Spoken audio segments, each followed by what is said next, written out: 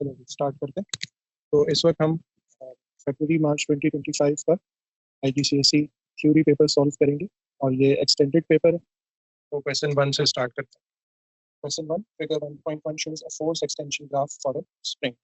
तो हम देख सकते हैं कि यहाँ पर y एक्सिस पे फोर्स है, x एक्सिस पे एक्सटेंशन है और ये हमारे पास ग्राफ है जो कि ओरिजिन से पास हो रहा है। Shows f is directly proportional to x और फिर इसी तरह से पूरे का पूरा ग्राफ हम देख सकते हैं कि straight line. Now part A says calculate the spring constant k of the spring। तो इसका स्प्रिंग कांस्टेंट हमें कैलकुलेट करना है। अब स्प्रिंग कांस्टेंट कैलकुलेट करने के लिए सबसे पहले हमें ये इक्वेशन याद होनी चाहिए that F is equal to kx।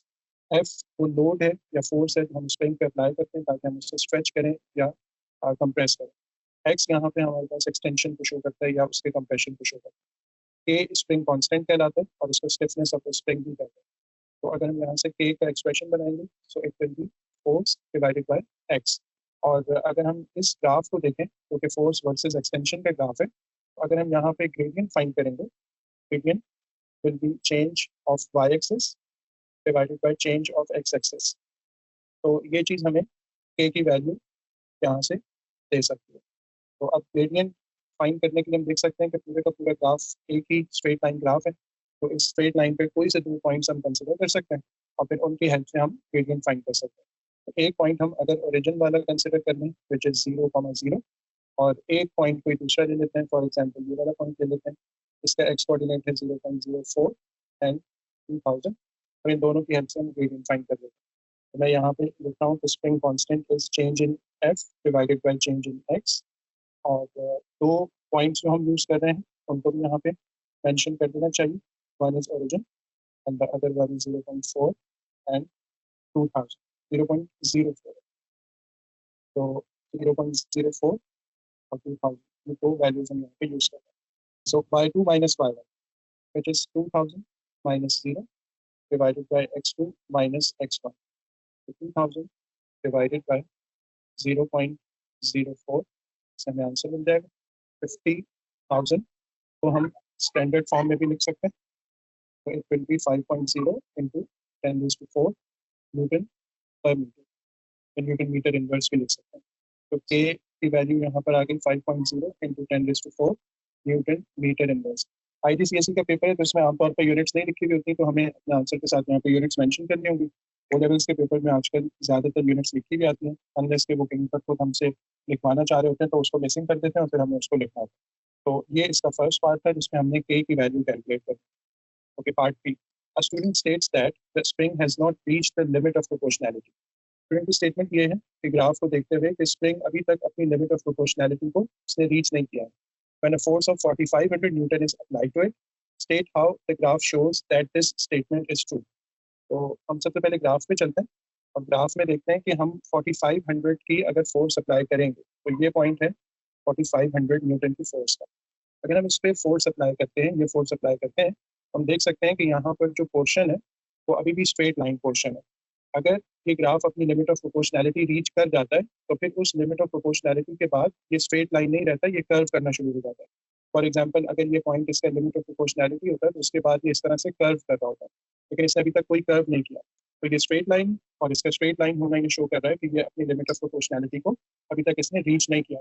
अब हमने इसका आंसर लिखना है कि ग्राफ का कौन सा फीचर ये चीज़ शो कर रहा है कि ये स्टेटमेंट ट्रू है। State how the graph shows that is statement is true. तो एक सिंपल आंसर ये हो सकता है कि हम लिखते हैं कि graph is a straight line और there is no curve on the graph. या हम लिख सकते हैं कि दूसरी तरह से लिख सकते हैं कि gradient of the graph is constant. तो ये लिख सकते हैं कि ग्राफ हैज नॉट कर्व। कोई भी वर्ड लिखेंगे, वर्डिंग लिख सकते हैं, मीनिंग हमने यही कन्वे करनी है कि ग्राफ एक स्ट्रेट लाइन है, कर्व नहीं किया। ग्रेडियंट कांस्टेंट है, ग्रेडियंट कांस्टेंट स्ट्रेट लाइन का ही रहता है तो इसका मतलब है ग्राफ स्ट्रेट लाइन है। कर्व नहीं किया तो इसका मतलब है ए की वैल्यू कांस्टेंट है और साथ साथ लिमिट ऑफ प्रोपोर्शनैलिटी एक्सीड नहीं हो रही है। Part C, springs can be compressed by forces। The spring described in the previous figure, which is the graph, is compressed by a force F and has an extension of 0.025 metres और negative का sign ये show कर रहा है कि length decrease हो रही है। Determine the value of F की वैल्यू हमने फाइंड करनी है। तो हमारे पास जो है ना स्प्रिंग कांस्टेंट क्या यूज होगा वो हम फाइंड कर चुके हैं। एक्सटेंशन की वैल्यू हमने क्या यूज़ करनी है वो भी हमने फाइंड कर दी है। इस एफ की वैल्यू को अब हमने डिटर्मिन कर दिया। तो 0.025 ये हमारे पास कंप्रेशन है। तो अगर हम ग्राफ से देखेंगे ये वाला पॉइंट है 0.025 का, which is in between 0.03 and 0.02। तो इसी पॉइंट से मैं एक लाइन ग्राफ तक एक्सटेंड कर देता हूँ। दिस इज द लाइन, यहाँ तक आ रही है। जिस पॉइंट पे इस लाइन ने ग्राफ को टच किया उस पॉइंट को अब हमने वाई एक्सिस तक लेकर जाना है। तो ये वाली लाइन जो है इस तरह से ग्राफ तक जाएगी। थोड़ा सा एक्स्ट्रा उसको बनाएंगे तो लाइन बेसिकली यहाँ पे टच कर रही है। ओके, अब अगर हम देखें तो ओरिजिन से ऊपर 1000, ये वाला जो पॉइंट होगा ये -1000 होगा और इसके नीचे यहाँ पर -2000 होगा। और अगर हम इस स्पेसिफिक पॉइंट की बात करें तो it is in between 1000 and 1500। इसका मतलब है कि ये 1250 वाला पॉइंट है, -1250 का। तो इस तरह से हम जो है ना एफ की वैल्यू यहाँ से ग्राफ से देख के बता सकते हैं कि ये जो है ना क्या वैल्यू इसकी होनी चाहिए। सेकेंडली हम ये भी कर सकते हैं कि हम यहाँ पर फॉर्मूला यूज़ कर लें, एफ इज इक्वल टू के एक्स, के की वैल्यू 5.0 इंटू 10⁻⁴ और एक्स की वैल्यू -0.025। अब नेगेटिव का काम बस यही है कि वो कंप्रेशन शो कर रहा है, आंसर नेगेटिव आएगा उसको हम पॉजिटिव भी फाइनली करके लिख सकते हैं। तो इससे भी सेम आंसर हमारे पास आ जाएगा 1250 न्यूटन्स। और हम इसी तरह 3 सिग्निफिकेंट फिगर में भी आंसर लिख सकते हैं, और अगर हम 2 सिग्निफिकेंट फिगर में करके लिखना चाहें तो वो भी सही है। तो बेहतर ये कि हम इसको 1.25 इंटू 10⁻³ न्यूटन यहाँ पे लिखें। ये हमारा इस पार्ट के लिए फाइनल आंसर हो जाएगा। Okay, last part, state whether force is scalar quantity और अ वेक्टर क्वांटिटी। तो obviously force is a vector quantity और उसकी रीजन क्या है, because it has a magnitude. Magnitude तो सब चीज़ों का होता है, स्केलर हो या ना हो, vector and a direction is well. तो डायरेक्शन होने की वजह से ये एक वेक्टर क्वांटिटी भी है। यहाँ पे हमारा फर्स्ट क्वेश्चन या क्वेश्चन नंबर 1 एंड होता है। क्वेश्चन नंबर 2, ये मोमेंटम के टॉपिक का question. Question says trolley A and trolley B are on a horizontal frictionless bench. Trolley A moves to the right with a constant velocity, which is initial velocity 0.44 meter per second. Trolley B is stationary. इसका मतलब है कि इसकी initial speed हम 0 metre पर second लेने वाले हैं। Figure shows trolley A before it collides with trolley B. State the momentum of trolley B before the collision. Explain your answer. तो सिंपल सी बात है, ट्रॉली भी स्टेशनरी है, उसकी वेलोसिटी 0 है। तो पहली बात ये कि इसका मोमेंटम क्या होगा, तो momentum is 0 before the collision. और एक्सप्लेनेशन क्या है, as it is the product of mass and velocity and velocity is 0। Stationary है तो वेलोसिटी उसकी 0 है, इसकी वजह से उसका मोमेंटम भी 0 है। After the collision the two trolleys are joined together. ये स्टेटमेंट इंपॉर्टेंट है, the two trolleys are joined together. इसका मतलब ये कि कोलिजन के बाद वो as a single object move करेंगे और सेम स्पीड से मूव करेंगे। Okay, and travel with a constant velocity of 0.18 meters per second to the right. The mass of the trolley A is 0.75 kilograms. Calculate the mass of the trolley B. जो concept हम यहाँ पे use करेंगे वो है law of conservation of momentum. वो law ये कहता है कि momentum before collision is equal to momentum after collision. अच्छा, अगर हम बिफोर कोलिजन की बात करें तो हमारे पास ट्रॉली ए है जिसका इनिशियल मोमेंटम ये होगा, ट्रॉली बी है इसका इनिशियल मोमेंटम ये होगा, और after collision mass of trolley A multiplied by velocity of trolley A, mass of trolley B multiplied by velocity of trolley B. Now remember, since both of them are joined together, तो दोनों की final velocity same होंगी, जिसे अभी हम v से replace कर देंगे। तो 0.75 मल्टीप्लाइड बाय इसकी जो इनिशियल मोमेंटम वेलोसिटी थी वो 0.44 सेकेंड्स थी, plus mass of trolley B को m ले लेते हैं और इनिशियली वो स्टेशनरी है तो वो 0 हो जाएगा. Again 0.75 v plus m times p. तो अच्छा, v की वैल्यू हमें यहाँ पे गिवन है, तो वो है 0.18 मीटर पर सेकेंड. तो मैं यहाँ पे v की डायरेक्ट वैल्यू ही रिप्लेस कर देता हूँ. 0.75 into 0.18 plus m times 0.18. m is equal to 1.083 kilograms, जिसे हम टू सिग्निफिकेंट फिगर्स में 1.1 किलोग्राम्स लिख देंगे. ये इस पार्ट का फाइनल आंसर होगा. The mass of the trolley B is 1.1 kilograms. Next one, the trolleys move on a rough surface which exerts a constant force F on the trolleys and brings them to rest in 2.6 seconds. Calculate this force F. F को calculate करने के लिए हम change in momentum divided by the time का formula use कर लेंगे. Now remember, दोनों trolleys, उनका जो इनिशियल मोमेंटम था उसके लिए हम दोनों के मासेस को ऐड कर देंगे और मल्टीप्लाई करेंगे उनकी इनिशियल स्पीड से जिससे वो दोनों मूव कर रही थी. ये उनका इनिशियल मोमेंटम हो गया. Finally they stop. तो इसका मतलब है कि दोनों का जो फाइनल स्पीड हो गई वो 0 हो गई. तो इसका मतलब है चेंज इन मोमेंटम का आंसर यही आने वाला है जो कि यहाँ पे लिखा हुआ है. अब आप इसे माइनस से पहले भी लिख सकते हैं, बाद में भी लिख सकते हैं, उससे कोई खास फर्क नहीं पड़ेगा. बाकी हमने चेंज यहाँ पे कैलकुलेट करना है रिस्पेक्टिव ऑफ द साइन. तो 0.75 प्लस 1.1, उसको मैं डायरेक्टली 1.85 लिख देता हूँ, मल्टीप्लाइड बाय 0.18 जो कि उनकी स्पीड थी, और टाइम हमें गिवन है 2.6 सेकेंड्स का. 0.1280 न्यूटन आ रहा है, और इसको जब हम टू सिग्निफिकेंट फिगर्स में करेंगे सो इट इज 0.13 न्यूटन. ये फोर्स अप्लाई हो रही है, रेजिस्टिव फोर्स, जो कि उन दोनों ट्रॉलीज को रोककर एट रेस्ट लेकर आ रही है, उसकी फाइनल वेलोसिटी 0 कर रही है. Next part, it says a different rough surface exerts a smaller resistive force on the trolley. अब एक और resistive surface है, लेकिन वो एक lesser resistive force उस पर लगा रही है. State how this affects the time taken to bring the trolley to rest. Obviously, अगर deceleration कम हो गया है तो फिर time increase हो जाएगा. Explain your answer. तो हम कहेंगे कि the time to bring to rest would increase, और उसकी रीजन क्या है कि deceleration caused by the lesser resistive force is small. मास तो अपनी जगह पे, अगर फोर्स कम करेंगे तो वो डिसेलरेशन को कम कर देगी, डिसेलरेशन कम हो जाएगी तो time to stop would also increase. Okay जी, क्वेश्चन 2 यहाँ पे एंड हो गया. Question number 3, figure 3.1 shows a mains electric heater used to heat a small room.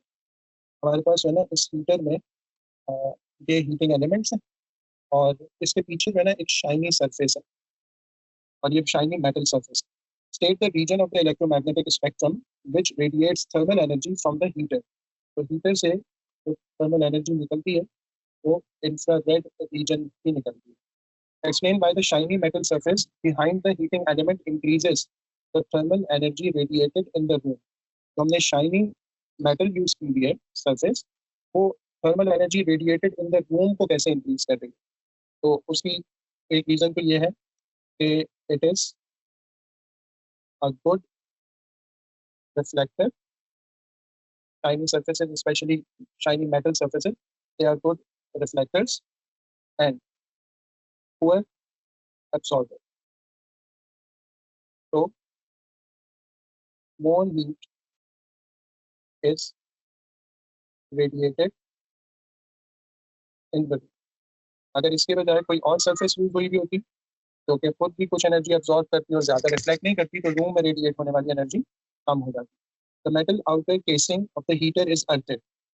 तो आपको पता है कि जहाँ भी हम ज्यादा करंट वाली डिवाइसेस को यूज करते हैं, ऐसी डिवाइसेस जिनमें करंट ज्यादा फ्लो करेगा, उन डिवाइसेस को हम अर्थ कर देते हैं.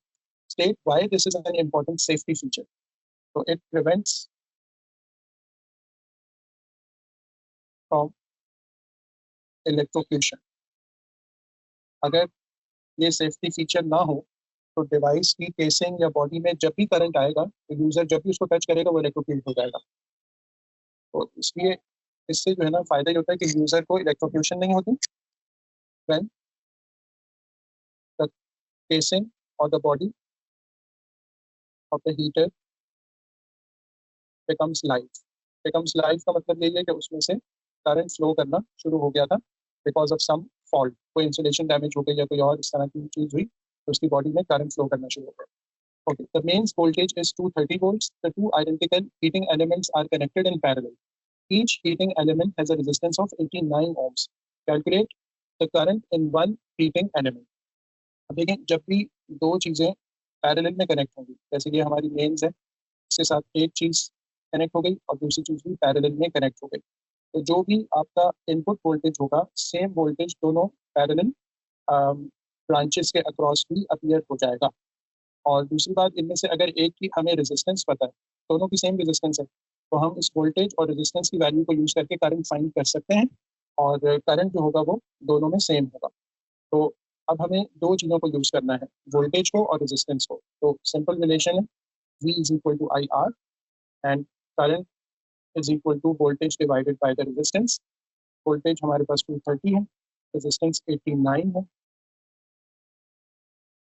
और इसको जब हम टू सिग्निफिकेंट फिगर्स में लिखेंगे so this will become 2 volts नहीं होगा, 2.6 amperes हो जाएगा.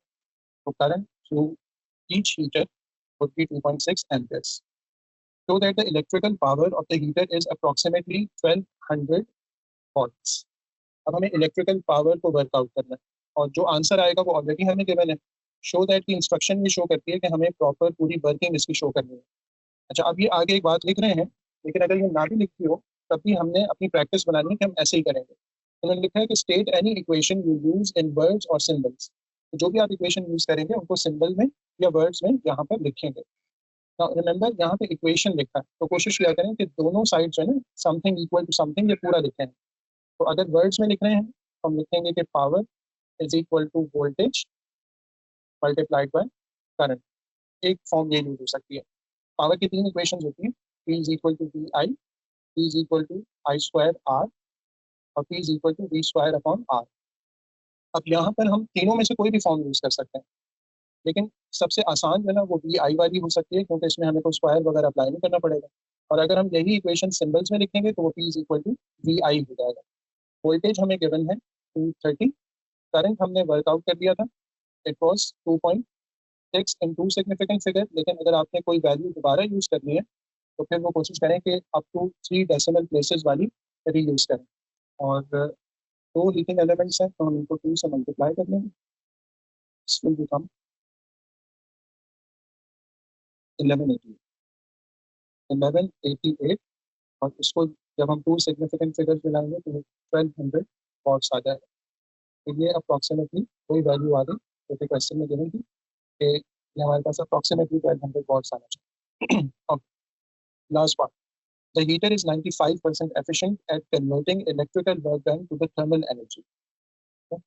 Calculate the thermal energy emitted by the heater in part D2 in 60 seconds. Give your answer to two significant figures. हमने final answer two significant figures में लेकर आना. Okay, तो सबसे पहले हम यूजफुल पावर आउटपुट ले लेते हैं. It is 95% of 1200. It is 95 upon 100 multiplied by 1200. 1140 watts is the useful output power क्योंकि 95% efficient है. चलिए अब हमने ये बताना है कि थर्मल एनर्जी कितनी इमिट होगी इन 60 सेकेंड्स. तो power is equal to energy emitted divided by the time. तो energy emitted is power multiplied by the time. Power हमारे पास आ रही है 1140 and should be multiplied by 60 00 joules.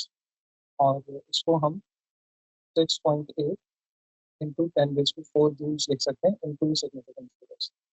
ये हमारा फाइनल आंसर है in two significant figures. Question number 4.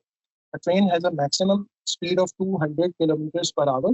It accelerates from west with constant acceleration of 0.70 meters square. Define acceleration. So simple definition acceleration की the rate of change of velocity. अच्छा, अब या तो हम rate of change of velocity लिखेंगे, और अगर हमने रेट का वर्ड नहीं लिखना है तो फिर हम यहाँ से स्टार्ट करेंगे. लिखेंगे change of velocity per unit time. ये भी इसकी डेफिनेशन. लेकिन एक साथ दोनों चीज़ें नहीं लिखेंगे। ये नहीं लिखेंगे the rate of change of velocity per unit time, ये फिर गलत हो जाएगा, क्योंकि रेट का मतलब भी डिवाइडेड बाय टाइम है और पर यूनिट टाइम का मतलब भी डिवाइडेड बाय टाइम है। तो बेसिकली आप चेंज इन वेलोसिटी को 2 दफ़ा टाइम से डिवाइड कर रहे हैं, विच इज़ नॉट करेक्ट। तो इसलिए कोई एक चीज़ लिख दें, the rate of change of velocity लिख दें या change in velocity per unit time लिख दें, दोनों अलग अलग अगर लिखे हो तो सही है। So that the maximum speed of the train is approximately 56 meters per second. अब मैक्सिमम स्पीड हमें किलोमीटर्स पर आवर्स में गिवन, इसको जस्ट हमने यूनिट्स कन्वर्ट कर, तो देख लें ये भी होता है कि आपके पास है ना यूनिट के कन्वर्जन का भी मार्क एक आध आ रहा होता है। तो इस वक्त हमें ये गिवन है, 2 मार्क्स हैं इसके, 200 किलोमीटर्स इन 1 आवर्स ये स्पीड है। अच्छा, अगर हमने 200 को किलोमीटर से मीटर्स में लाना है तो हम 10⁻³ से मल्टीप्लाई कर देंगे, ये मीटर्स में कन्वर्ट हो जाएगा। और 1 आवर को अगर हमने सेकंड्स में लाना है तो हम एक दफ़ा 60 से और फिर एक और दफ़ा 60 से मल्टीप्लाई करेंगे, ताकि ये मिनट और फिर सेकंड्स में कन्वर्ट हो जाए, 55.55 मीटर्स पर सेकंड। और इसको हम टू सिग्निफिकेंट फिगर में अप्रोक्सीमेटली 56 मीटर्स पर सेकंड लिख देंगे, और यही हमने प्रूव करना था। अप्रोक्सीमेटली ये आंसर आएगा। Calculate the time taken for the train to reach its maximum speed. Okay, इसके लिए हम एक्सेलरेशन का फॉर्मूला यूज करेंगे। Acceleration is final speed minus initial speed divided by the time.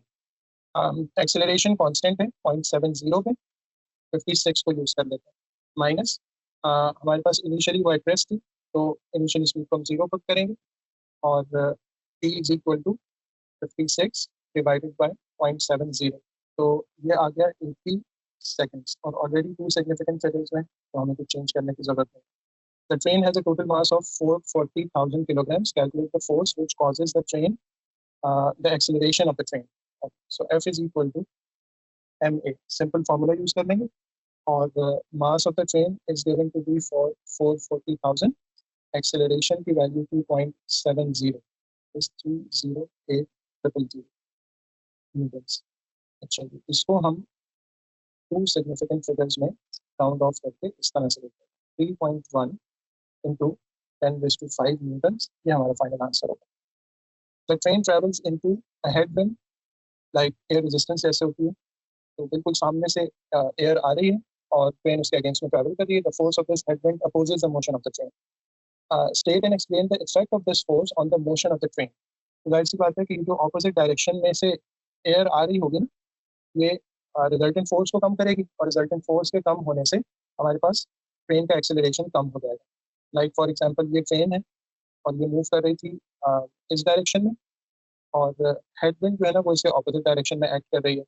तो अगर हेडविंड ज़्यादा होगी तो हमारे पास जो रिजल्टेंट फोर्स होगी वो डिक्रीज होना शुरू हो जाएगी, और रिजल्टेंट फोर्स के डिक्रीज होने से एक्सेलरेशन कम होना शुरू हो जाएगा। तो स्टेटमेंट में हम लिखेंगे the train will slow down, या इसका लिख सकते हैं कि एक्सेलरेशन रिड्यूस हो जाएगा, और रीज़न ये लिखेंगे the opposing force will reduce the resulting force which causes a decrease in acceleration. इस वजह से ट्रेन स्लो डाउन हो जाएगी। Question 5, it says a light dependent resistor LDR has a low resistance and high light intensity. ये हमें पता है कि जब भी लाइट इंटेंसिटी इंक्रीज हो जाती है तो resistance of the LDR decrease हो जाती है, and high resistance in the dark, क्योंकि लाइट इंटेंसिटी कम होगी तो रेजिस्टेंस इंक्रीज हो जाएगी। Sketch a graph of the resistance y axis against the light intensity x axis for the LDR। तो सबसे पहले हम यहाँ पर y एक्सिस ड्रॉ कर देते हैं, इस तरह से x एक्सिस ड्रॉ कर देते हैं, दोनों की लेबलिंग कर देते हैं। दिस इज रेजिस्टेंस, और सिंस कोई वैल्यूज नहीं है तो यूनिट लिखने की जरूरत नहीं है, लेकिन अगर आप मेंशन करना चाहें तो स्लैश करके यूनिट मेंशन कर दें, और यहाँ पर हम लिख देते हैं दिस इज लाइट इंटेंसिटी, और अगर इसके भी यूनिट मेंशन करेंगे तो कैंडला होती है।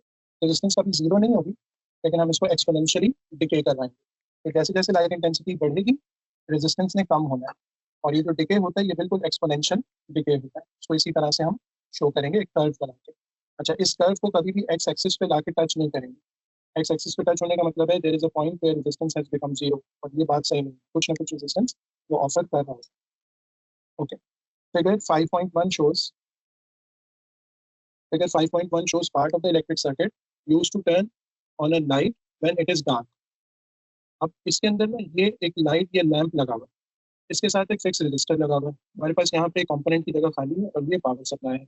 अब इसको इस तरह से वर्क करना चाहिए कि व्हेन इट इज डार्क, यानी लाइट इंटेंसिटी कम हो जाए, तो उस वक्त ये वाला जो बल्ब है ये ऑन हो जाना चाहिए, लाइट ऑन हो जाना चाहिए। Complete the circuit in figure with symbol of LDR. अब एलडीआर का सिंबल बस हमने यहाँ पे बनाया, ठीक है। इस तरह की भी सिंपल चीजें आती हैं, अभी सिंपल रहेंगी अगर हमें सिंबल अच्छी तरह से याद होंगे तो। सिंबल्स अगर याद नहीं है ना तो फिर जाहिर है कि ये बहुत मुश्किल हो जाता है। तो आपने सिंपल एक रेजिस्टेंस का वो बनाना होता है सिंबल, और उसके ऊपर दो इनकमिंग एरोज बना देते हैं, एटलीस्ट दो इनकमिंग एरोज बना देंगे, तीन भी बना दें तब भी सही। ये सिंपल एलडीआर का सिंबल है जो हम यहाँ पे ड्रॉ कर देंगे और एक मार्क मिल जाएगा। Okay, explain why the lamp is off in the light. अब हमें ये बात एक्सप्लेन करनी है कि लैंप जो है ना वो ऑफ क्यों है इन the light and the lamp is on in the dark, ये फिनोमेना क्यों हो रहा है। Use ideas about potential difference in your answer, और हमने पोटेंशियल डिफरेंस को फोकस करके अपना आंसर वो यहाँ पर लिखना है। या पहले सर्किट पे चलते हैं, ठीक है। सबसे पहले फर्ज कर लेते हैं कि लाइट है, तो it is day time for example, और डे टाइम होने की वजह से लाइट इंटेंसिटी ज़्यादा है, तो light is coming on the LDR. अब जब लाइट इसके ऊपर पड़ेगी तो इसकी रेजिस्टेंस कम हो जाएगी, और लाइट इसके साथ या बल्ब इसके साथ पैरेलल में कनेक्टेड है, और पैरेलल में आपको याद होगा कि जो कंबाइंड रेजिस्टेंस होती है या इफेक्टिव रेजिस्टेंस होती है वो even smaller than the least resistance होती है। अगर ये रेजिस्टेंस काफ़ी कम हो गई है तो इफेक्टिव रेजिस्टेंस उससे भी कम हो जाएगी, और जब ये कम हो जाएगी तो अब इसके साथ ना ऊपर एक फिक्स रजिस्टर भी लगा हुआ है। अब यहाँ पर है फॉर एग्जांपल 230 वोल्ट्स या 12 वोल्ट्स है। अब ये जो वोल्टेज है ना इसका कुछ शेयर इसको मिलेगा और कुछ शेयर इस पैरेलल कॉम्बिनेशन को मिलेगा, ये वोल्टेज दोनों शेयर करेंगे। यहाँ पर रेजिस्टेंस हो गई बहुत कम, तो इनका वोल्टेज शेयर भी बहुत कम हो जाएगा, इसको ज़्यादा वोल्टेज मिल रहा होगा, लेकिन उसका वोल्टेज क्या है उससे हमें कंसर्न नहीं है इस वक्त। अगर यहाँ पे वोल्टेज बहुत कम हो गया है तो उसका फिर रिजल्ट ये होगा कि ये जो लैम्प है ये लाइट अप नहीं हो सकेगा, तो ये ऑफ हो जाएगा क्योंकि वोल्टेज बहुत कम है। अच्छा, इसका ऑपोजिट देखते हैं। अगर डे टाइम नहीं है, नाइट है, तो अब लाइट इंटेंसिटी जो है ना वो कम हो गई है। लाइट इंटेंसिटी कम होने से इसकी रेजिस्टेंस बढ़ जाएगी, और जो पैरेलल कॉम्बिनेशन की इफेक्टिव रेजिस्टेंस है वो भी ज़्यादा होगी, और जब ये रेजिस्टेंस ज़्यादा होगी तो इसको मिलने वाला वोल्टेज भी ज़्यादा होगा, और वंस ये ज़्यादा वोल्टेज रिसीव करेगा तो अब बल्ब लाइट अप हो जाएगा and it will start emitting light, it will be working under normal condition. तो इस तरह से जो है ना ये वर्क कर रहा होता है। अब हमने 3 मार्क्स के लिए एक आंसर लिखना है। Explain why the lamp is off in the light and the lamp is on in the dark. तो सबसे पहले तो हम ये लिखेंगे कि as the light intensity increases, the effective resistance of the parallel part of the circuit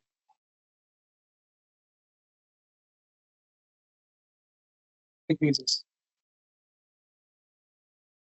So does its voltage share. इसका voltage share भी कम हो जाएगा। So the light does not light. अच्छा जी, इसी तरह इसका बिल्कुल ऑपोजिट भी होगा। जब हमारे पास जब हमारे पास लाइट इंटेंसिटी इंक्रीज होने के बजाय डिक्रीज हो जाएगी तो effective resistance of the circuit increase होगी। ये इंक्रीज होगी तो जो वोल्टेज शेयर है वो भी इंक्रीज हो जाएगा।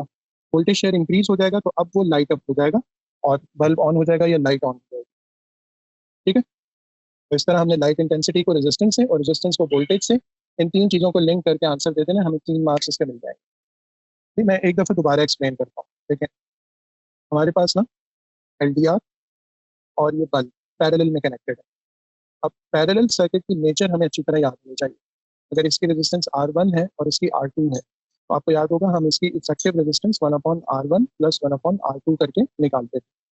अगर इसकी रेजिस्टेंस है 10 और इसकी रेजिस्टेंस है 100, तो जो R इफेक्टिव आएगी ना वो 10 से भी कम होगी। ठीक, ये बात हमें याद रखनी है। अच्छा, अब अगर यही से दो कंपोनेंट होते हैं ना तो बात अलग थी। इसके साथ एक और कंपोनेंट सीरीज में भी लगा हुआ है। सीरीज में आने का मतलब ये है कि अब वोल्टेज ना डिवाइड होगा। आपका जो भी इनपुट वोल्टेज है उसका कुछ शेयर यहाँ जाना है, कुछ शेयर यहाँ आना है। अब यहाँ पे कितना शेयर आएगा वो डिपेंड करता है कि यहाँ पे इफेक्टिव रेजिस्टेंस कितनी है। सही। अब अगर फॉर एग्जांपल डे टाइम है और लाइट की इंटेंसिटी ज़्यादा है तो इसकी रेजिस्टेंस कम हो जाएगी। इसकी रेजिस्टेंस कम होने से इफेक्टिव रेजिस्टेंस कम होगी। इफेक्टिव रेजिस्टेंस कम होने का मतलब है कि इस पार्ट को कम वोल्टेज मिलेगा, और कम वोल्टेज का मतलब ये होगा कि बल्ब लाइट अप नहीं हो सकेगा। क्लियर। और इसका ऑपोजिट करना है। अगर आपके पास नाइट टाइम है तो लाइट इंटेंसिटी कम हो गई, इसकी रेजिस्टेंस बढ़ गई, तो इस पूरे कॉम्बिनेशन की जो इफेक्टिव रेजिस्टेंस है वो भी बढ़ेगी। और रेजिस्टेंस के बढ़ने का मतलब है इसका वोल्टेज शेयर बढ़ेगा, और ज्यादा वोल्टेज शेयर मिलने का मतलब है कि लाइट अप हो जाएगा, it will light up. Question number 6, अब ये लेंस वगैरह से रिलेटेड है। Figure 6.1 shows an object O which is 5 centimeter away from the center of the lens, converging lens L, and the focal length of this lens is 3.0 centimeters. Figure 6.1 shows is drawn to full scale. अब देखें अगर ये paper में print होकर आया ना तो ये वाला जो डिस्टेंस होगा ना ये एग्जैक्टली 5 सेंटीमीटर्स ही होगा। ठीक है, फुल स्केल का मतलब ये है। और बिल्कुल जो है ना एग्जैक्ट ड्राइंग आपको मिलने वाली है अगर इस तरह की सिचुएशन हो। ओके, अब हमने तीन काम करना। Number one, on this figure label the principal axis with a P. तो प्रिंसिपल एक्सेस ये हॉरिजॉन्टल लाइन होती है, और the line which passes through the principal focus and the center of the lens and is perpendicular to the axis of the lens. ठीक है, बाकी आप इतना भी लिख देंगे ना कि प्रिंसिपल फोकस में और सेंटर ऑफ लेंस में से पास हो रही है तो ऑब्वियसली वो उसकी डायरेक्शन ऐसी सेट होगी कि वो एक्सिस ऑफ द लेंस से परपेंडिकुलर ही होगी। On figure 6.1 place a letter X at a focal point. तो फोकल पॉइंट में हमने लेटर एक्स बनाना है। तो तकरीबन ये सूरत हाल बनेगी दोनों तरफ प्रिंसिपल फोकस की। तो इसको आपने एक्स मार्क कर देना, इसको भी आप एक्स मार्क कर सकते हैं। ये प्रिंसिपल फोकस हो गया। On figure 6.1 draw two rays from O which is object to locate the tip of the image produced by the lens. Tip of the image को आपने लोकेट करना है। अच्छा जी, अब सबसे पहला काम ये करेंगे कि यहाँ से ना एक रे को लेकर जाएंगे सेंटर ऑफ द लेंस में से, टॉप ऑफ द ऑब्जेक्ट और सेंटर ऑफ द लेंस में से एक रे को पास करते हैं। तो this is the first ray, यहाँ तक मैंने बना दिया। उसके बाद सेकंड रे लेंगे और उसको जो है ना रखेंगे parallel to principal axis. Parallel to principal axis रखते हुए एक बिल्कुल सीधी रे लेकर जाएंगे in the centre of the lens. ये सेंटर ऑफ द लेंस आ गया। इसके बाद इस रे को पास होना चाहिए फ्रॉम द प्रिंसिपल फोकस। ठीक है, अब जो दोनों रेज जहाँ पर मीट करेंगे वहां पर हमारे पास टिप ऑफ द इमेज बन जाएगी। तो this point is the point where tip of the image is form. ठीक है, बाकी अगर आपने पूरी इमेज शो करनी है तो आप यहाँ पर भी ना उसी तरह का एक एरो बनाएंगे जैसा कि ऑब्जेक्ट में बना हुआ है। ठीक है, तो उसके लिहाज से आप यहाँ पर बना देंगे। ओके, अब एक बात समझ लें, देखें एक्स्ट्रा है वैसे लेकिन सिर्फ रिविजन के लिए बता रहा हूँ कि हमारे पास जो प्रिंसिपल फोकस है ना वो 3 सेंटीमीटर पे, ऑब्जेक्ट प्लेस है 5 सेंटीमीटर पे। अगर मैं यहाँ पर एक पॉइंट लूँ 6 सेंटीमीटर पे तो ये हमारे पास 2f बन जाएगा। इसका मतलब है ऑब्जेक्ट प्लेस्ड है बिटवीन f एंड 2f। अच्छा, अब दूसरी साइड पे अगर हम आएंगे तो हमारे पास जो इमेज बनेगी वो बियॉन्ड 2f बननी चाहिए इस तरह से। और ये जो इमेज होगी ये मैग्नीफाइड होनी चाहिए। तो वो मैग्नीफाइड लग भी रही है बिल्कुल, और इसी तरह से इन्वर्टेड है हमें नजर आ रहा है और रियल है। ठीक है, तो ये ज़रा चीज़ें हमारे जहन में होनी चाहिए इसकी वर्किंग करते हुए। बाकी अगर आपको इसमें कोई भी कंफ्यूजन हो तो एक जगह मैंने इसको एक्सप्लेन करके ना वो रखा हुआ है सारे केसेस को, वो आप देख सकते हैं। तो हमने दो रेज बनानी थी, टिप ऑफ द इमेज को मार्क करना था, वो हमने करके यहाँ पर बता दिया। शायद इसको जो है ना थोड़ा सा एक डार्क सा पॉइंट भी बना दिया गया। Okay. In table 6.1, place a tick in the right hand column next to all the terms that describe the image. Number one, it is enlarged. Number two, it is inverted. Number three, it is real. बाकी ये virtual नहीं है, upright नहीं है, same size नहीं है, diminish नहीं है। तो तीन हमने टिक्स लगाने हैं और जरा मार्क्स देखना है। 3 मार्क्स। तो नेक्स्ट पार्ट में कह रहे हैं the object moves closer to L, which means lens. The new distance between the lens and the object is less than the focal length of the lens. इसका मतलब है कि हमारा ऑब्जेक्ट जो है ना अब यहाँ कहीं within the focal length आ चुका है। तो अगर आपका object within the focal length आ जाए, अब ये जो कन्वर्जिंग लेंस है ये एक्ट करेगा एज अ मैग्नीफाइंग ग्लास। हमें अच्छी तरह पता है और मैग्नीफाइंग ग्लास के तौर पे जब ये एक्ट करेगा तो नंबर वन, ये एक वर्चुअल इमेज फॉर्म करेगा, वो इमेज मैग्नीफाइड होगी और इसी तरह से on the same side of the lens होगी। अगर आपने इमेज को देखना है तो आपको from the other side of the lens इसको देखना पड़ेगा। ठीक है, ओके। तो अभी कह रहे हैं कि describe how the new image from the is different from the image in the previous part. Previous part की इमेज में और इस इमेज में क्या फर्क है, ये हमने बताना है 2 मार्क्स के लिए। चलिए, सबसे पहले तो ये कि 3 बातें हम इसमें लिख देंगे। दिस इमेज इज वर्चुअल, पुरानी इमेज रियल थी। नंबर 2, इट इज अपराइट, पुरानी वाली इन्वर्टेड थी। And on the same side of the lens as the object is placed. अच्छा, मैंने यहाँ पे एनलार्ज वाला पॉइंट नहीं लिखा है, तो उसकी वजह यही है कि अगर ये इमेज एनलार्ज है तो वो वाली इमेज भी एनलार्ज थी, तो जो डिफरेंस है ना दोनों का वो लिखना है। तो अच्छी बात है कि आप 3 पॉइंट्स लिख दें, वैसे तो 2 मार्क्स हैं यहाँ पे, तो 3 पॉइंट्स लिख लेना बेहतर रहेगा। Question number 7, figure 7.1 is a scale drying of light waves approaching a narrow slit. Scale ये है कि यहाँ पर जो आपको 1 सेंटीमीटर का डिस्टेंस नजर आ रहा है वो एक्चुअल में 4.0 इंटू 10⁻⁻7 मीटर्स का डिस्टेंस है। फिगर में हमें ये एक नैरो स्लिट नजर आ रहा है बाउंड्रीज के दरमियान, बैरियर विद नैरो स्लिट। फिर हमें क्रेस्ट नजर आ रहे हैं, तो वेव फ्रंट बनाया हुआ है जो कि क्रेस्ट को शो कर रहा है, और 3 successive waves, one after the other, कोई वेव इसमें मिसिंग नहीं है। और direction of propagation of light हमें इस तरह से शो है, तो ये वेव्स इस तरह से आगे बढ़ रहे हैं। Okay, name the wave effect produced by the narrow slit. हमें पता है कि जब इस तरह से वेव्स किसी नैरो स्लिट में से पास होती हैं तो जो फिनोमेना होता है उसको हम डिफ्रेक्शन कहते हैं, which is the bending of the waves when they pass through a narrow slit comparable to their wavelength. Figure using figure 7.1, determine the wavelength of the light. Give your answer to 2 significant figures. चलिए, अब इसको जो है ना हमने use करना है इस फिगर को, और इसको कैसे यूज करेंगे। सबसे पहले हम ये देख लेते हैं कि हमारे पास ये डिस्टेंस कितना आ रहा है, यानी फर्स्ट क्रेस्ट से लेकर थर्ड क्रेस्ट तक का जो डिस्टेंस है ये कितना बन रहा है। इसमें भी देखना है कि पहले से सेकंड क्रेस्ट तक का जो डिस्टेंस होगा वो एक वेवलेंथ होगी और सेकंड से थर्ड तक 2 वेवलेंथ होगी। तो आपने इसको प्रॉपरली अच्छी तरह से रीड कर लेना है कि ये क्या आंसर दे रहा है। मेरे पास अभी जो भी आंसर दे रहा होगा मैं उसके लिहाज से इसकी वर्किंग कर लूँगा। तो इट इज़ 2.3 आई मेरे पास जो आ रहा है। तो आपके पास जो है ना लैम्डा आपने फाइंड करना है। ठीक है, लैम्डा के लिए ऑन फिगर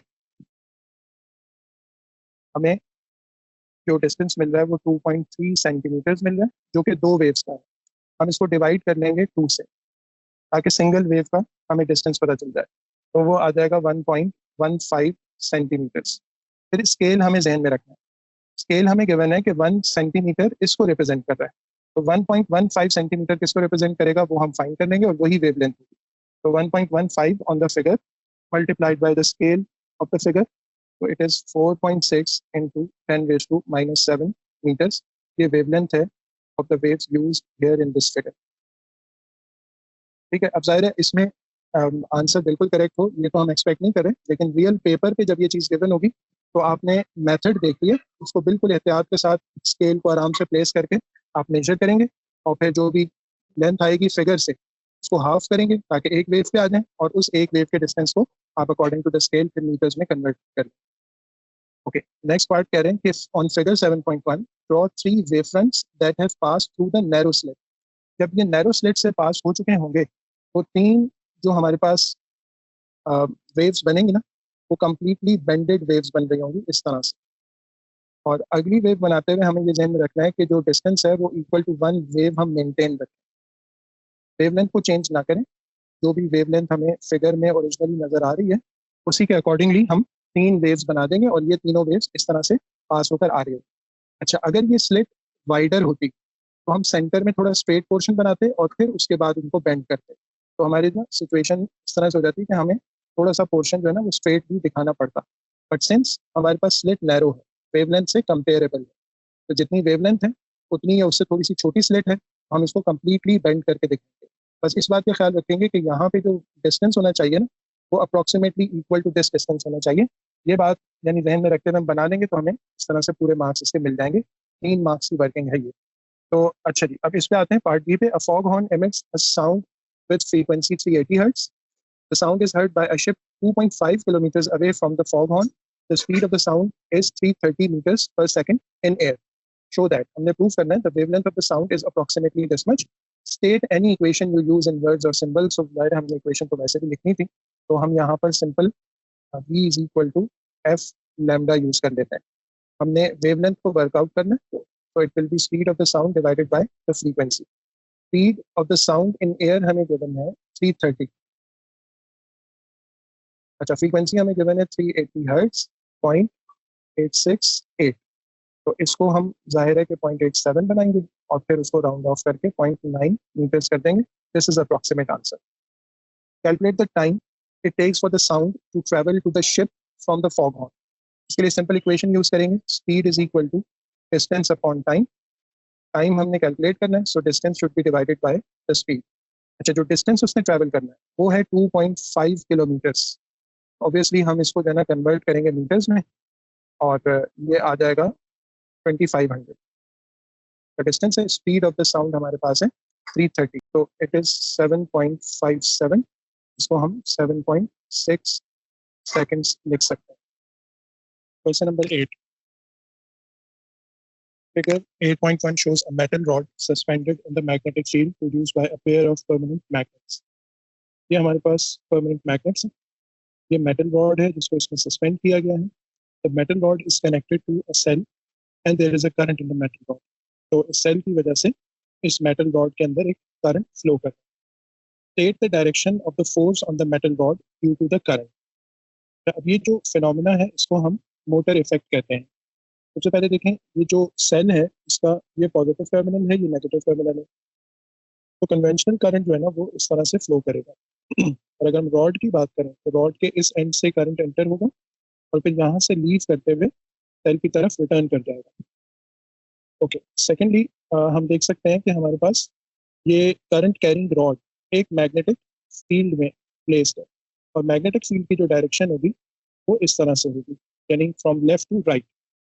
और whenever a current carrying conductor is placed in a magnetic field, a force is experienced by the conductor. और force क्यों लगती है? Force लगती है because of the interaction of both magnetic fields. तो एक मैग्नेटिक फील्ड वो है जो कि परमानेंट मैग्नेट की वजह से प्रोड्यूस हो चुकी है, और यहाँ पर मैग्नेटिक फील्ड लाइंस हैं। एक मैग्नेटिक फील्ड वो है जो कि इस करंट कैरिंग कंडक्टर के अराउंड में सर्कुलर वे में प्रोड्यूस हो रही है। तो अब ये जो दोनों मैग्नेटिक फील्ड्स हैं ये इंटरैक्ट करती हैं और इसके ऊपर एक फोर्स लगती है। हमने उस फोर्स की डायरेक्शन फाइंड करनी है। फोर्स की डायरेक्शन फाइंड करने के लिए हम Fleming left hand rule use करते हैं। मोटर इफेक्ट में Fleming left hand rule use किया जाता है। अगर जनरेटर इफेक्ट हो, जनरेटर इफेक्ट क्या होता है कि आप किसी मैग्नेटिक फील्ड के अंदर किसी कंडक्टर को मूव करते हैं, and due to the movement of the conductor perpendicular to the magnetic field, for example इस कंडक्टर को अगर हम अप एंड डाउन मूव करते हैं तो ये मैग्नेटिक फील्ड लाइंस को कट करता है, और cutting of the magnetic field line से इसके अक्रॉस एक ईएमएफ इंड्यूस हो जाती, और वो ईएमएफ इंड्यूस एक करंट को फ्लो करवा देती अगर सर्किट कंप्लीट होता अक्रॉस द कंडक्टर। वहां पर हम फ्लेमिंग का राइट हैंड रूल यूज करते हैं।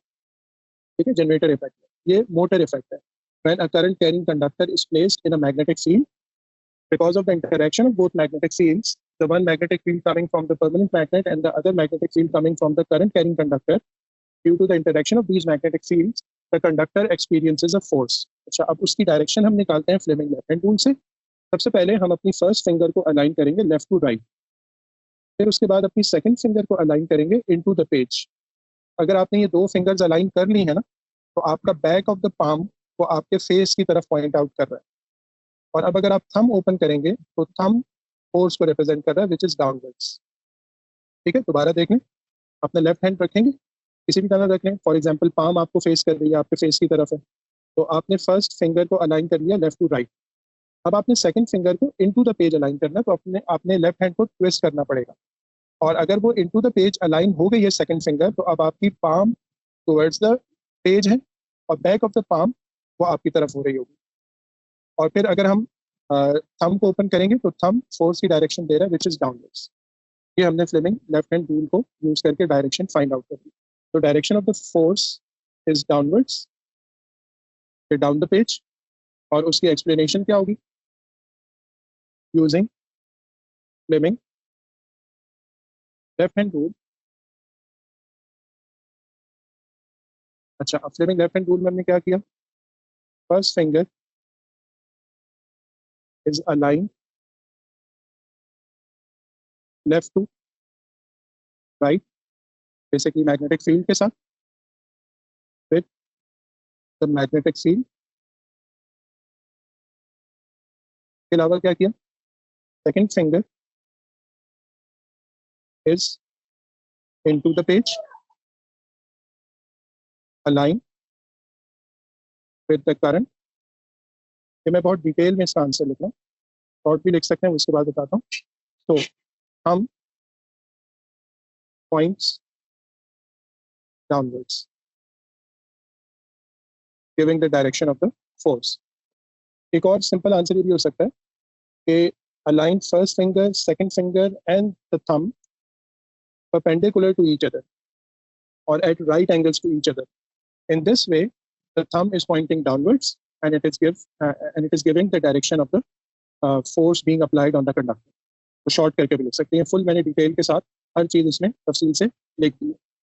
The connections to the cell are reversed. State how this change affects the force on the metal rod. तो अगर हम ये करते हैं कि सेल के कनेक्शंस को चेंज करते हैं, पॉजिटिव पोल को ऊपर करते हैं, नेगेटिव को डाउनवर्ड करते हैं, तो अब क्या होगा? करंट की डायरेक्शन चेंज हो जाएगी, करंट यहाँ से आएगा और यहाँ से रिटर्न कर रहा होगा। So current now instead of being into the page, the current would become out of the page. तो दोबारा से लेफ्ट हैंड्स के साथ अलाइन कर लेते हैं, लेफ्ट हैंड उसी तरह first finger left to right है। Now current is out of the page, तो सेकंड फिंगर हमारी तरफ पॉइंट आउट कर रही है। थंब ओपन करेंगे तो थंब अपनी तरफ हम देख रहे हैं कि अपवर्ड पॉइंट आउट कर रहा है। तो फोर्स की डायरेक्शन जो पहले डाउनवर्ड्स थी वो अब अपवर्ड हो चुकी है। तो the direction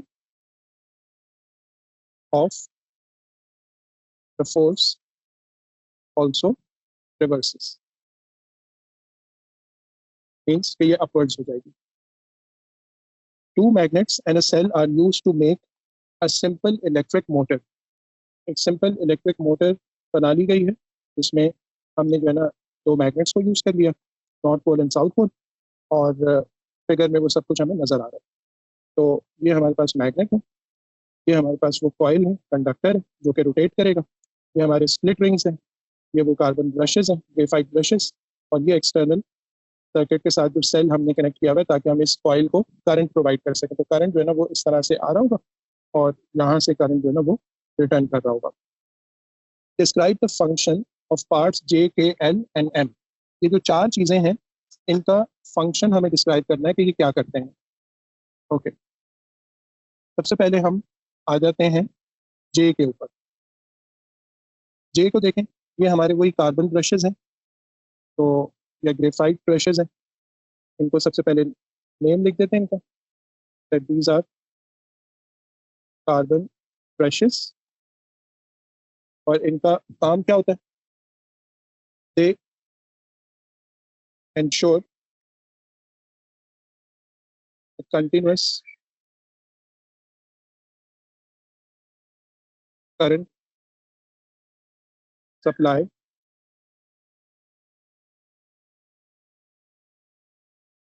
from the cell to the coil. तो ये असल में वो इलेक्ट्रिकल कनेक्शन होता है जो कि सेल के साथ कॉइल को कंटिन्यूअसली कनेक्टेड रखता है और इससे फिर करंट फ्लो करता रहता है। अच्छा जी, अब के की बात कर लेते हैं। के जो है ये हमारा सिंपल कॉइल है, आर्मेचर है। तो के इज द कॉइल। इसका काम क्या होता है? Current flows in this coil causing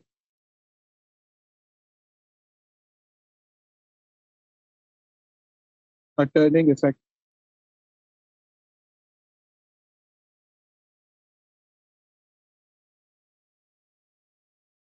making it rotate। Current की वजह से इसमें टर्निंग इफेक्ट आता है और उसकी वजह से घूमना शुरू हो जाता है। जी, अब एल की बात कर लेते हैं। ये असल में वो एक्सेल है जिसके ऊपर कॉइल माउंट होता है और इसके अराउंड जो है ना वो इस तरह से रोटेट कर रहा होता है। So it's sort of a pivot, या वो सपोर्ट है जिसके अराउंड उस पर उसे रोटेट करना है। इसको हम एक्सेल कहते हैं ऑफ द कॉइल या आर्मेचर, और इसको मैं लिख देता हूँ, it acts as a pivot और support and the coil rotates और टर्न्स अबाउट इट। इसके अराउंड जो है ना वो हमारा कॉइल रोटेट करता रहता है। लास्टली हमने एम को डिस्क्राइब करना है। एम आप देख सकते हैं कि ये स्प्लिट रिंग्स हैं, एक कंप्लीट रिंग है जिसको असल में बीच में से स्प्लिट किया गया, और जैसे जैसे कॉइल रोटेट करता है ये स्प्लिट रिंग भी एंड्स के साथ कनेक्टेड होते हैं, ये भी रोटेट करते हैं। और जब कॉइल हाफ रोटेट कर जाता है तो एवरी हाफ टर्न ये जो स्प्लिट रिंग है ये अपना connection with the carbon brushes change करते रहते हैं। तो इनका कनेक्शन चेंज होने से करंट जो है ना कंटिन्यूसली एक ही डायरेक्शन में फ्लो करता है। तो दीज आर स्प्लिट रिंग्स। अच्छा, इनका फंक्शन क्या होता है? दे reverse the direction of current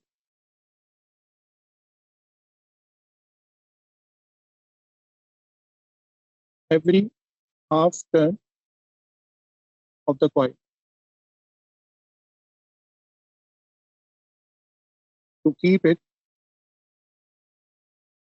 rotating in the same direction। तो अगर वो क्लॉकवाइज है तो इनकी वजह से हमेशा क्लॉकवाइज घूमता रहेगा, और अगर वो एंटी क्लॉकवाइज रोटेट कर रहा है तो ये मेक श्योर करेंगे कि वो उसी डायरेक्शन में रोटेट करता रहे। ये चार मेजर पार्ट्स थे सिंपल इलेक्ट्रिक मोटर के, और उनका फंक्शन ये सब कुछ हमने यहाँ पे डिस्क्राइब कर दिया। क्वेश्चन भी यहाँ पे कंप्लीट हो गया। Question number 9, strontium 90 is a radioactive isotope of strontium. The nuclide notation for strontium is Sr9038. Explain what isotopes are. अब देखें simple definitions. The atoms of an element having same number of protons but different number of neutrons. Neutrons के फर्क से ये आपस में isotopes बन जाते हैं। इनका एटॉमिक मास डिफरेंट हो जाता है but proton number remains the same. Complete this table 2 marks का है, पिछली डेफिनेशन 1 मार्क की थी। तो आपके पास पार्टिकल में न्यूट्रॉन लिखा हुआ है, 2 पार्टिकल्स नहीं लिखे हुए। अच्छा, ये जो पहला पार्टिकल है it remains outside the nucleus और इसकी तादाद 38 है, तो जाहिर है कि ये इलेक्ट्रॉन है। और इसी तरह एक और 38 है, इलेक्ट्रॉन प्रोटॉन सेम होते हैं, और ये वाला पार्टिकल इनसाइड द न्यूक्लियस है, तो ऑब्वियसली ये प्रोटॉन है। अच्छा, अब न्यूट्रॉन जो होता है उसकी क्वांटिटी के लिए हमें मास में से प्रोटॉन नंबर को सब्ट्रैक्ट करना होता है। सो 90 माइनस 38 से हमें 52 मिल जाएगा। तो it is 52 and it is also found inside nucleus. आसान सी चीज थी, 2 मार्क्स इसके हो गए। Strontium 90 is used to measure the thickness of metal sheets in industry. तो इस स्ट्रॉन्शियम की एक खास एप्लीकेशन है इंडस्ट्रियल लेवल की, कि ये मेटल शीट्स की थिकनेस को मेजर करने के लिए यूज होता है। Strontium 90 decays by emitting beta particles. ये जो इमिशन करता है ये बीटा पार्टिकल्स इमिट करता है, which pass through a metal sheet to a detector. और उनका काम ये होता है कि वो एक मेटल शीट से पास होकर एक डिटेक्टर तक पहुंचते हैं, और डिटेक्टर या काउंट हमें ये बताता है कि कितने बीटा पार्टिकल्स हमें रिसीव हो रहे हैं across the metal sheet. One metal sheet is 0.75 millimetres thick. जब देखें ये जो मेटल शीट की थिकनेस है ना, ये इतनी ज़्यादा नहीं है कि ये सारे बीटा पार्टिकल्स को रोक देगी। हाँ, कुछ बीटा पार्टिकल्स इसमें से रुक जाएंगे और बाकी कुछ बीटा पार्टिकल्स होंगे जो इस थिकनेस में से पास हो जाएंगे। बाकी अल्फा की बात करें तो ये सारे अल्फाज को रोक सकती है। अगर गैमा की बात करें तो सारे गैमा इसमें से पास हो जाएंगे। तो गैमा कंप्लीटली पास कर जाएगा, अल्फा कंप्लीटली स्टॉप हो जाएगा, और बीटा की अगर बात करें तो बीटा पार्शियली स्टॉप होगा, पार्शियली पास हो जाएगा। So this why strontium 90 is a suitable radioactive source to measure the thickness of the metal sheets. तो इसकी रीजन यही है जो मैंने यहाँ पे बता दी कि some beta particles would be block by this metal sheet while the others will pass through and shown will be shown by the detector or the count meter. अच्छा, अब फर्ज करें किसी जगह पर ये थिकनेस इंक्रीज हो जाती है, तो जो डिटेक्टर पे पहुंच रहे थे ना बीटा पार्टिकल्स, वो और कम हो जाएंगे, क्योंकि थिकनेस के इंक्रीज होने से ज्यादा बीटा पार्टिकल्स अब ब्लॉक होना शुरू हो जाएंगे। तो ये इंडिकेशन होगी रीडिंग का कम होना है कि थिकनेस इंक्रीज हो रही है। अगर किसी जगह पर ये थिकनेस डिक्रीज हो गई, तो जो ब्लॉक बीटा पार्टिकल्स थे वो कम हो जाएंगे और जो डिटेक्टर पे रीडिंग शो हो रही है वो ज्यादा हो जाएगी। तो उसका एक खास रीडिंग से ऊपर जाना वो भी एक इंडिकेशन होगी कि थिकनेस अब रिक्वायर्ड लेवल से कम हो रही है। तो इस तरह से एक बहुत यानी आइडियल चॉइस है इस फिनोमेना के लिए। The half life of strontium 90 is approximately 27 years. Figure 9.1 shows the shape of a decay curve. अब इस फिगर को अच्छी तरह समझ लेते हैं। इसमें एक तरफ है परसेंटेज ऑफ स्ट्रोंशियम 90 रिमेनिंग, यानी ये वो स्ट्रोंशियम होगा जो कि अभी डिके जिसने नहीं किया, और ये 100% है एट टाइम 0। फिर हमारे पास एज ऑफ द सैंपल है इन ईयर्स, तो 5 साल, 10 साल, 15 साल, इस तरह से ना ये आगे चल रहा है टिल 60 ईयर्स। और फिर हम देख रहे हैं कि जो स्ट्रोंशियम है वो आहिस्ता आहिस्ता डिके करता जाएगा, तो रिमेनिंग स्ट्रोंशियम की तादाद आहिस्ता आहिस्ता कम हो रही है, एक्सपोनेंशियली डिके कर रही है। Question, the strontium 90 source is replaced with a new source after 15 years. अब ये इंपॉर्टेंट बात है कि हम स्ट्रोंशियम को ना 15 ईयर्स से ज़्यादा यूज़ नहीं करते हैं। 15 ईयर्स पे उसको एक नई सोर्स से रिप्लेस कर देते हैं, ऑल्दो इसकी हाफ लाइफ 27 ईयर्स थी। 27 पे जाके यानी इसका जो डिके है ना वो 50% ये डिके हो चुकी होगी, 50% बाकी होगी। अगर आप देखें हमने 100% से स्टार्ट किया, 100 से 50% रिमेनिंग होगी 27 ईयर्स के बाद, और फिर अगले 27 ईयर्स के बाद ये 25% पे आ जाएगी एंड सो ऑन, इस तरह से आगे चलती है। लेकिन एक कॉमन प्रैक्टिस ये है कि 15 ईयर्स के बाद हम इसको रिप्लेस कर देते हैं। Using figure 9.1 suggest why a strontium 90 source that is more than 15 years old needs to be replaced with a new source. तो अगर फिगर में हम देखें तो फिगर में ये बात क्लियर हो रही है। मैं स्केल से ही बना लेता हूँ। तो फॉर एग्जांपल फिगर में आते हैं और अगर हम देखें कि 15 ईयर्स पे क्या सिचुएशन है, तो ऑन द 15 ईयर टाइम ये जो हमारे पास है ये है, यानी 60 से ऊपर है, 75 से लेस है, तो इट्स अबाउट 65 और 70 समथिंग। तो हमारे पास जो है ना वो लेस देन 75% है यहाँ पर। ये तो फॉर श्योर हम कह सकते हैं, 70 भी हो सकती है, 65 भी हो सकती है, उसको जरा क्लोजली देखना पड़ेगा। अच्छा, अब सिंस इसका मतलब है कि मोर देन 25% जो है ना वो यूज हो चुका है, और मोर देन 25% यूज होने का मतलब ये है कि अब इसकी जो रेडिएशन है ना वो काफ़ी कम हो चुकी है।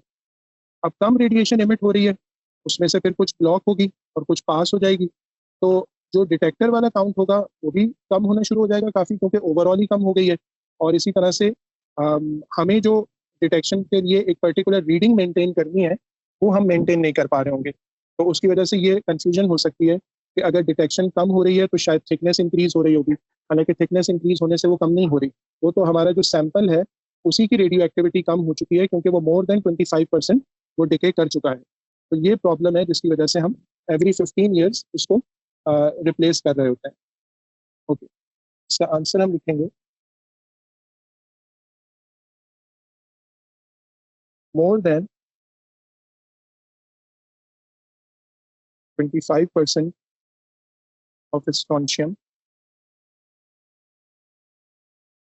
has decayed, which will reduce the count rate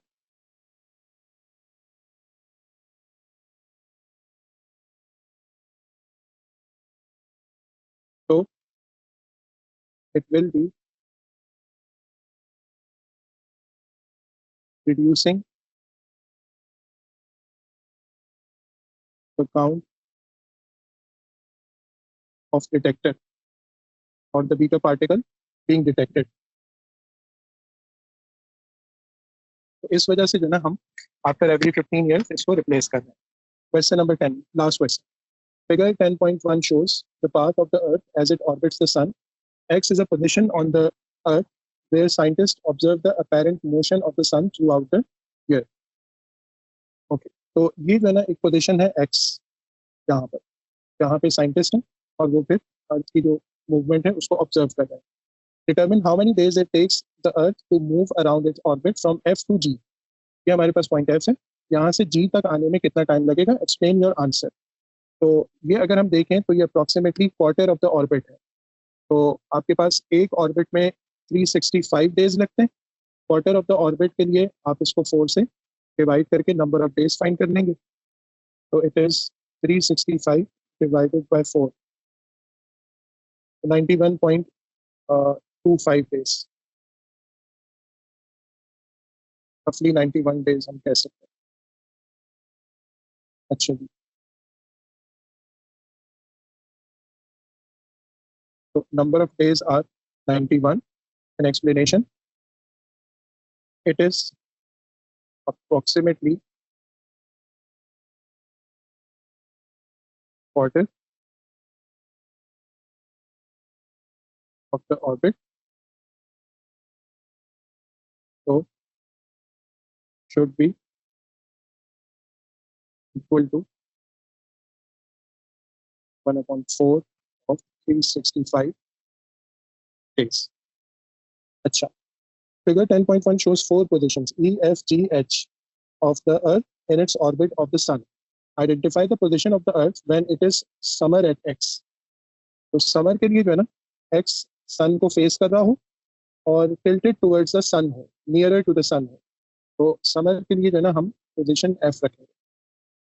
Identify the position of the Earth when it is winter at X. तो obviously F के opposite H है, यहाँ पर ना ये tilted away from the sun है, further away from the sun है, तो यहाँ पर ये winters को experience करेगा।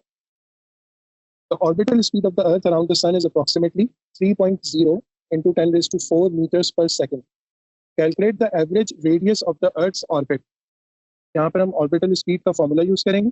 Orbital speed is circumference, which is 2 pi r divided by the time of one orbit.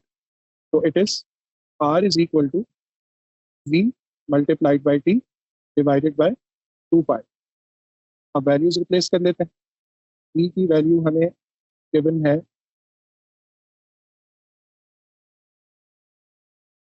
3.0 into 10 raised to 4.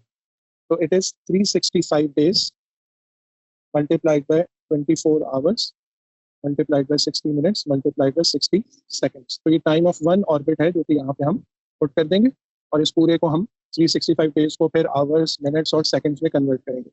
2 put करेंगे और फिर पाई की वैल्यू यहाँ पर 3.142 पुट कर देंगे। 3 मार्क्स है कि पूरी वर्किंग है ना और यूनिट वगैरह की कन्वर्जन ये सब कुछ प्रॉपरली यहाँ पे हमने शो कर दिया। Last part, earth is a planet in the solar system. State one other type of naturally occurring object that is present in the solar system. So we could write asteroid, moon, satellite, natural satellite कुछ भी लिख सकते हैं। कोई भी एक object बस और लिखना है जो सोलर सिस्टम का पार्ट होता है, उस पर आपको ये मार्क्स मिल जाए।